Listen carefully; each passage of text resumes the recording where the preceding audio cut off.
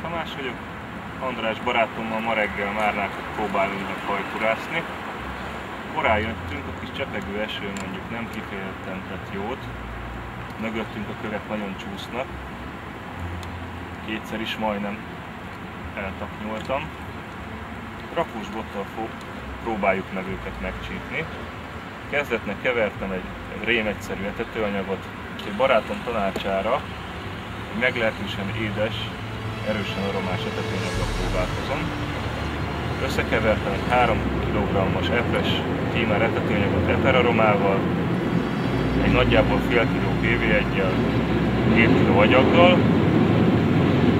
és ebből formázok gombócokat, amiket pedig ragasztott csontlanccal vélenek. Azért volt szükségem, mert a boharas topszetem nem jött meg, a ragasztott csontit pedig itt a Dunán hát dobni nem fogom, mert 2 rossz dobás és a mai nap akkor már nem is fogunk halat. Így pedig ezzel az agyagos, erősen PV1-es etetőanyaggal viszonylag jó hatásokkal tudom bejuttatni. A felszerelés az egy 13 méteres Shimano Force-Master XT erősen pontyos rakósbot, topsetbe 3-2-es lila Preston Uri van fűzve, hozzám ért a végszerelék is, 25x22-vel horgászom 12-es horoggal. Az úszóm az a tegnap délután még kifejezetten jónak volt mondható 15 g-os kraluszó buborék, ma reggel egy kicsit kevés, picit túl is van súlyozva, így elég jól lehet az áramlással vezetni a csalit. Ezen az úszón a torpedóval ellentétben kifejezetten jól lehet érzékelni, hogy a csali fenéken van vagy sem. Úgy szoktam beállítani az eresztéket, hogy akkor érzem én jónak, amikor hébe-hóba egyszer-egyszerre rakadok, mert akkor biztosan tudom, hogy a csali a fenék fölött ugrabugrálva megy. Alapvetően csinálok egy kis fészket etetőanyagból, abba egy nem túl nagy ragasztott csonti gombócot helyezek, ezt befedem, és a PV1-es etetőanyag elég jól megfogja ezt, de én még pluszban nedves kézzel szoktam ezt meggyúrni, így a felületnek sokkal jobb a tartó hatása, és nem hagyja, hogy a csonti, amíg beérkezik, a gombóc szétrúgja már a gombócot.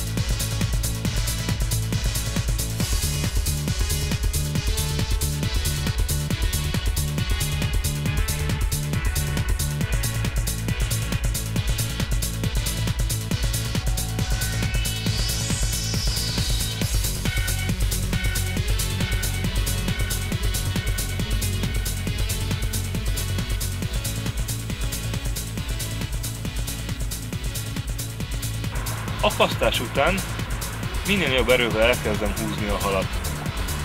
Először, amikor márnát fogtam, az első pár alkalommal, próbáltam minél kevésbé húzni, lehetőleg nem erőltetni a halat, hogy ne ijedjen meg, hát akkor komatosabb lesz. Hát ez nem vált be egyáltalán.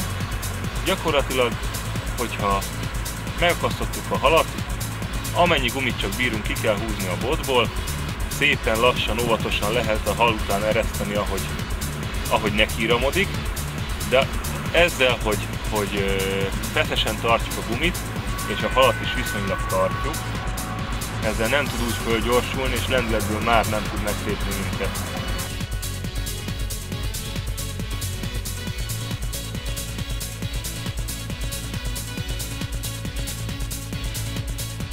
Amikor megtörtént a sodrásból való kifordítás, utána már gyakorlatilag előttünk rója a tiszteletköröket, szépen lassan beáll az áramlásba, fölfele tempózik.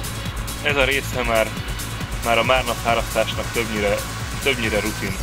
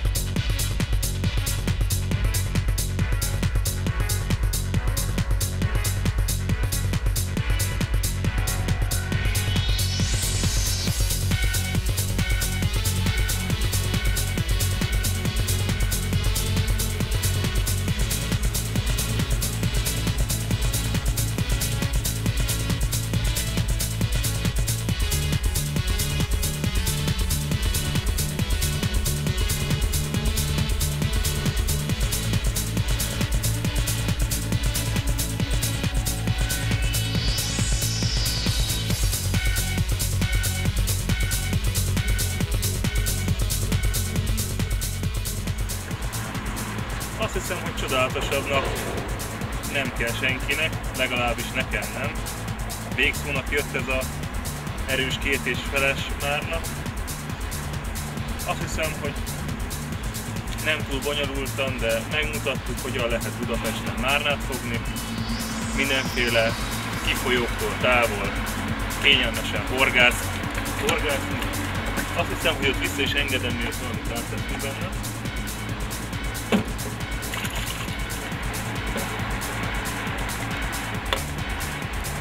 Menjen és nőjön. Köszönjük szépen a figyelmet, remélem tetszett a kis videó.